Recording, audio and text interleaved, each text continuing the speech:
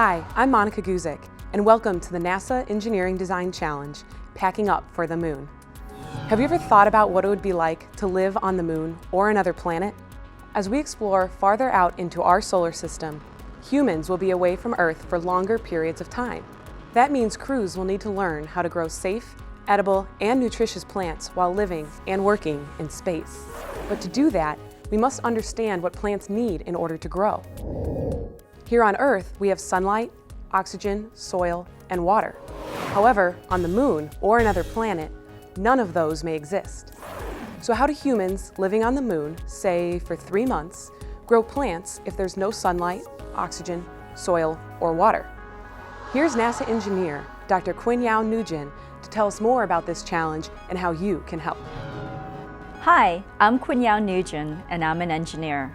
I'm so glad that you've agreed to join NASA in helping us solve a very challenging problem.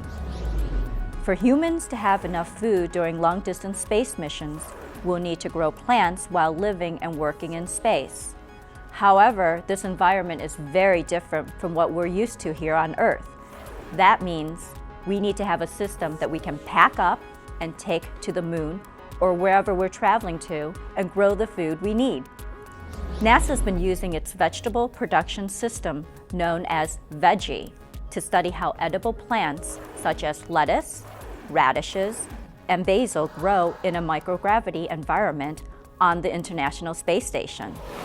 Unlike Earth, this environment has very little gravity, and scientists want to understand how it might affect plant growth.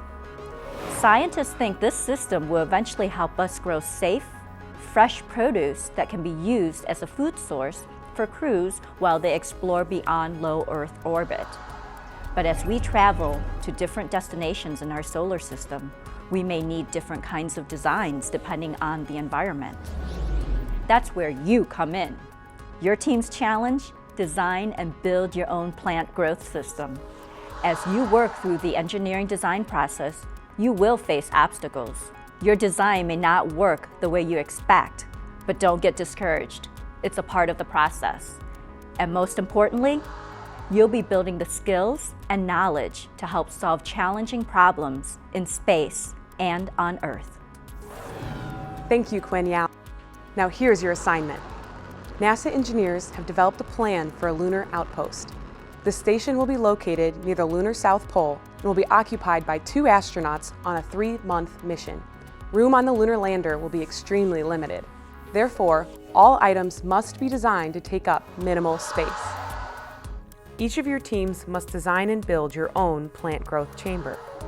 Your model must not exceed a mass of 50 grams and a stowed volume of 1,000 cubic centimeters when on the rocket. Can be any shape when deployed. However, the volume of the deployed plant growth chamber cannot exceed 1 million cubic centimeters. May or may not be connected to the lunar habitat when deployed. However, it must provide a way for astronauts to have access to the chamber.